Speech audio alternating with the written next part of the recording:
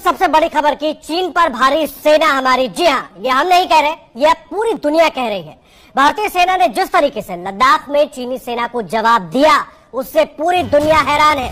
America के बड़े अखबार न्यूज़वीक ने दावा किया है कि लद्दाख में भारत को घेरने का चीन का प्लान पूरी तरह फ्लॉप हो गया है और उल्टा भारत ने चीन की सेना को घेर लिया है, जिसकी वजह से चीन के राष्ट्रपति शी जिनपिंग भारी दबाव में आ गए हैं। अखबार के मुताबिक जिनपिंग अपनी छवि चमकाने के लिए लद्दाख में तनाव बढ़ा सकते हैं। यही नहीं, अखबार ने यह भी दावा किया है कि गलवान की झड़प में चीन को ऐसा नुकसान हुआ है कि वो अब भी खौफ में है।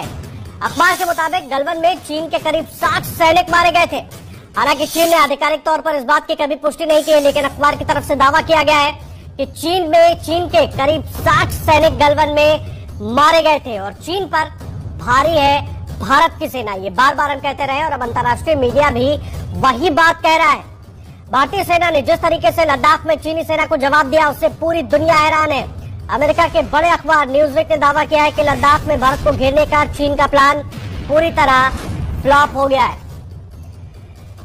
देखिए, चीन की हरकतों पर सेना की नजर तो है ही। हमारे 3 रिपोर्टर रुबिका लियाकत, ज्ञानेंद्र तिवारी और नीरज राजपूत भी पल पल की खबर आप तक पहुंचाने के लिए वहां मौजूद हैं। इनके अलावा 2 रक्षा विशेषज्ञ कर्नल दानवीर सिंह और मेजर जनरल के सिन्हा भी हमारे साथ जुड़े हुए हैं। सबसे पहले हम अपने संवाददाताओं का रुख करेंगे। मैं नीरज आपके पास आ रहा हूं, मुझे बताइए, जो ये खुलासा अब न्यूज़वीक कर रहा है, बार बार भारत की तरफ से ये बात कही जाती रही है, लेकिन चीन का जो रवैया है वो खुद कुछ भी कहता नहीं है, छुपाता रहता है। बहुत बड़ा झटका चीन के लिए है, क्योंकि अब अंतर्राष्ट्रीय मंच से भी उसकी जो कलई है वो खुल रही है। हाँ बिल्कुल आदर्श, बिल्कुल आपने ठीक कहा। जो बात हम लोग लगातार कह रहे थे, एबीपी न्यूज भी बता रहा था कि कितने सैनिक जो है गलवान घाटी में मारे गए हैं। न्यूज़वीक ने साफ तौर से फिगर भी दिया, 43 फिगर्स दी है। भारत के जो 20 सैनिक वीर गति को प्राप्त हुए थे और चीन के जो है 43 नंबर दिया। हमने भी वही बताया था कि करीब 40 के करीब चीनी सैनिक जो है मारे गए थे इस भिड़ंत में। भारत के करीब 96 सैनिक घायल हुए थे और चीन के करीब 150 सैनिक घायल हुए थे।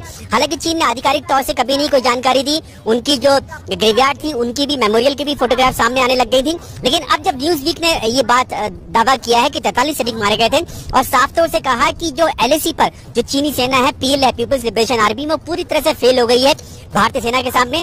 भारतीय सेना ने न केवल चीनी सेना को रोका है एक्सपेंसिज्म यानी कि घुसपैठ करने के लिए, बल्कि उनको खदेड़ा भी है। और जिस तरह से हमने देखा पैंगोंग सो लेके दक्षिण के इलाके में भारतीय सेना ने डोमिनेट किया चीनी सेना को खदेड़कर उन इलाकों में जो 1962 के बाद से खाली पड़े हुए थे।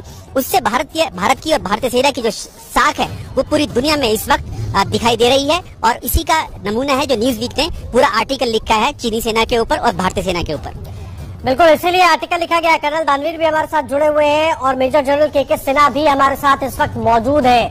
मेजर जनरल के सिन्हा, मैं आपके पास आ रहा हूं, मुझे एक बात बताइए, अब तो चीन को अंतर्राष्ट्रीय मीडिया भी एक्सपोज करने लगा है, उसके बाद भी चीन अपनी चालबाजियों से बाज आएगा, ऐसा लग रहा है कहीं?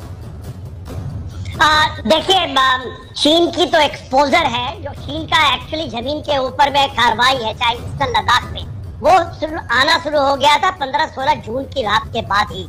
मगर अभी जो पूरा का पूरा जो प्रोएक्टिव ऑपरेशंस हैं या प्रीएम्प्टिव स्ट्राइक कहिए, हम इसको फौजी भाषा में कहते हैं टर्निंग ऑफ फ्लैंक और क्विड प्रो क्वो ऑपरेशंस, जो सदर्न इलाके में हुआ है। और इसमें कुछ रिपोर्टें अब तक नहीं आई हैं। हमारे नदन पर चाहे वो पंगयांगसो का इलाका है, फिंगर 4 है, उसकी ऊंचाइयां हैं, इसके अलावा डीबीओ के, तो पूरा का पूरा इसको कहते हैं turning the table, turning the flank. तो पूरी, ये केवल चाइना नहीं, पूरी दुनिया स्तब्ध है इस तरह के। बिल्कुल, पूरी दुनिया स्तब्ध है और चीन चाहे जितना भी प्रोपेगेंडा चलाते रहे, लेकिन लद्दाख में चीन बुरी तरह से एक्सपोज हो गया है और मुंह की चीन को खानी पड़ी है। रुबिका लियाकत और ज्ञानेंद्र तिवारी भी हमारे साथ जुड़े हुए, सीधा एलएसी से उनका रुख कर लेते हैं। रुबिका, मुझे एक बात बताइए, चीन लद्दाख में मुंह की खा चुका है और भारतीय सेना हावी है चीन पर। अब ये खुलासा अंतर्राष्ट्रीय मंच से भी होने लगा है, फिर भी चीन अपनी जो टेढ़ी चाल है उससे बाज नहीं आ रहा है। मेजर सिन्हा यहाँ पर मौजूद है, कर्नल दानवीर यहाँ पर मौजूद है। जितनी बार आप इस आर्टिकल को पढ़ेंगे उतनी बार आपको फक्र महसूस होगा। इसके पीछे वजह ये है कि ये बात लगातार हिंदुस्तान की तरफ से कही जा रही थी कि भाई हम 62 वाला हिंदुस्तान नहीं रह गए हैं।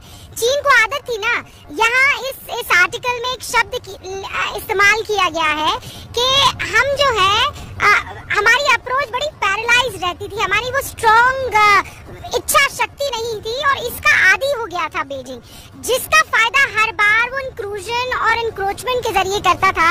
लेकिन अब इस बार he is taken back by the surprise. जिस तरीके से हिंदुस्तान की आर्मी ने ये बता दिया है कि अब देखिए जैसा करेंगे उससे दुगना आप भुगतेंगे। हम कह रहे हैं कि वहां से जो गिनती आई थी वो ये थी कि 40 के आसपास जो है चीनी सैनिकों के हताहत होने की खबर है। यहाँ वो आंकड़ा 65 तक बताया जा रहा है इस आर्टिकल में। तो आप समझ लीजिए कि चीन पहले तो ये कह सकता था कि हिंदुस्तान का प्रोपेगेंडा है, वो हर बार गलत खबर बताने की कोशिश करता है चीन को लेकर। लेकिन चीन इस वक्त बहुत ज्यादा परेशान, उसकी दुखती नब्ज पर हाथ रख दिया है। इंटरनेशनल आर्टिकल्स के जरिए जो ये बातें आ रही है कि देखिए हिंदुस्तान इस वक्त एकदम आंखों में आंखें डालकर खड़ा हुआ। ज्ञानेंद्र भी मेरे साथ मौजूद है। इनफैक्ट मेरे आने से पहले से यहाँ के एक चोटी को खंगाल रहे हैं। ज्ञानेंद्र, हम जो बात कह रहे थे वो कोई अतिशोक्ति अलंकार नहीं था कि हम एकदम अब साहसी हमारे सोल्जर्स जो हैं चीनियों पर भारी पड़ने वाले, वो वाकई हम देख रहे थे ग्राउंड पर। रूबिका, अगर ऐसा नहीं होता तो ग्लोबल टाइम्स के हवाले से चीन को ये क्यों कहना पड़ता कि आप ऊंची चोटी पर मत चढ़िए, बहुत खर्च आएगा। जो बात अभी तक चीन भले ही ना स्वीकार करे कि मेरे 40 से ज्यादा जवान और अधिकारियों की मौत हुई है, लेकिन अब तो पता चल रहा है, अब तो पूरी दुनिया के सामने बात निकलकर सामने आ रही है कि 60 से ज्यादा लोगों की मौत